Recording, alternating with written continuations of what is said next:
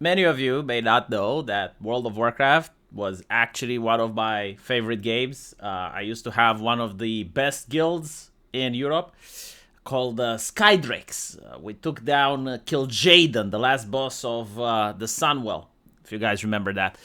And so I watched with great interest Asbergold's latest video where he talks about why he stopped playing. And I wanted to see if his reasons for why he quit the game are similar to my own. Saying like it's just this is probably why Asmon stopped playing retail WoW. This isn't really why I stopped playing retail WoW, but I'll say that it's one of the reasons, like in general, it's one of the problems that I've had with the game is that like basically like I want a game that is a masculine, aggressive game. It doesn't cover any of these social issues, and if it does, it's in like a mature way. I want a game with big, sweaty men killing each other and dying for honor, tradition, glory, and their oath to their country and to their faction and to their allegiance to their king. And if we're not getting that, if we're not getting Space Marine 2, if we're not getting the Warlords of Draenor cinematic, you know, I don't know what we're doing. Right, so I kind of agree with the spirit of what he is saying, but if the reason that he quit is due to the story, I want to congratulate him for enduring much more than I could. I didn't manage to play the game until the story went to shit. I guess maybe this is why Asmongold is a normie, and I'm the type of person that manages to see the patterns. I managed to see that the game is going to shit way before the story changed. And so, for those of you that don't know what I'm talking about because you never played the game, World of Warcraft in the beginning was a hyper-competitive game. In the sense that if you wanted to join one of the best guilds in the world, you needed to have discipline. You had a strict time schedule. Every single evening at 7 p.m. a raid would start. The raid would last for 4 hours, and you needed to be there for the entire time. No break, no nothing. You had to study on how to defeat the boss. You had to have the social skills in order to fit with other 30 people from all around the world. Like, find a way to make it work. You know, all those people were from different countries, some from Saudi Arabia, others from Europe. Some people were leftists, other right-wingers. None of it mattered. Like, find a way to fit in and play the fucking game. And you had to show up with consumables, with your equipment fully repaired, right? So, like, during the day, you had to do your dailies, you had to farm, you had to make potions. Guildmaster didn't give a shit. These are the requirements. This is what you do. So, in a way, the game taught you discipline. Yeah, it was a video game, but in order to be good at it, you had to have a schedule. It was very masculine in that way, very, very soldier-like. And then it was also honor-based. Honor-based in the way that in the beginning in the Burning Crusade and in Vanilla, you couldn't change your character's name. You couldn't level up for free. Leveling up was something that you did in 2 or 3 months at the time. And you only played on a server, and people got to know you as you leveled up.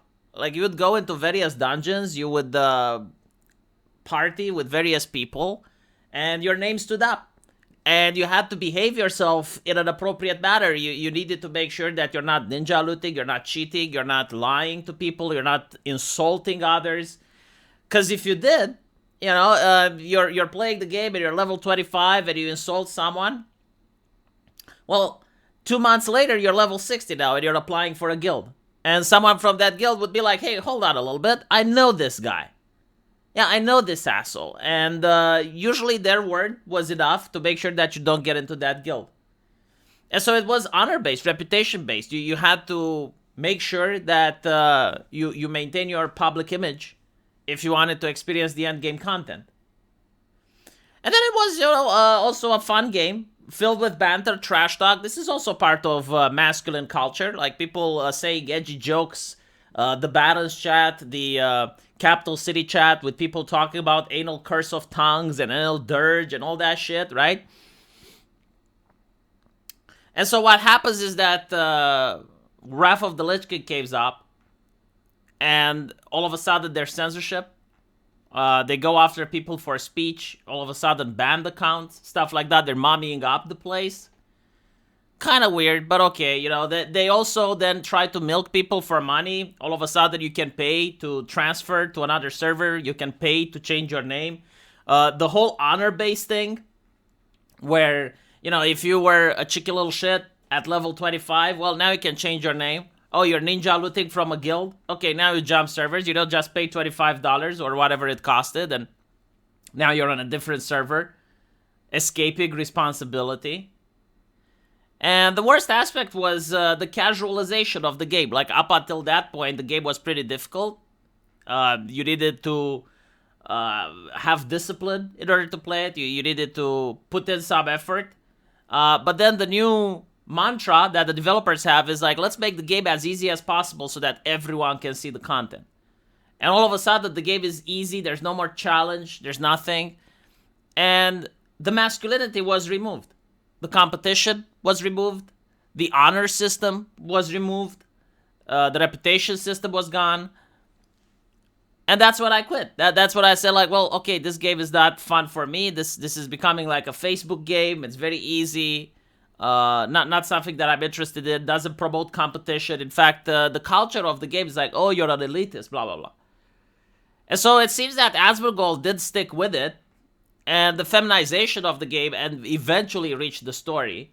And I do know, because I was watching the story as well, and it wasn't about, you know, how epic Garrosh Hellscream is facing down a demon.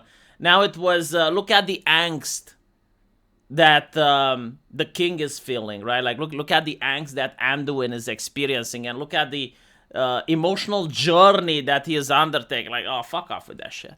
And then when you look at it, you notice that Blizzard hired a diversity consultant in charge of the story. I think it was like this black lady, and I looked at like, okay, well, what else did she write? What are her books? You know, who's the target audience? Nothing. She didn't write, she wrote jack shit. And then I'm like, okay, so let me get this straight.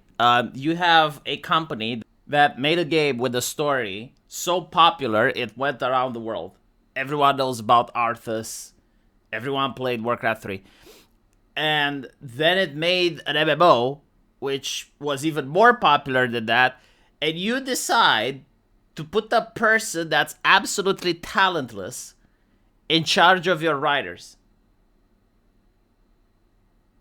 Seriously, chat, let me know if you're a person that's skilled at something. Doesn't matter what, but you're really skilled at it. As someone puts in charge over you a smug person that doesn't know anything about what you're doing but constantly criticizes you, how long are you going to work at that company? And when you realize the answer to that, you realize why AAA gaming is absolute shit nowadays, because they lost all their talent. No one puts up with that if they're talented. Let me know what you guys think, though, and as usual, I will see you in the comment section. Take care.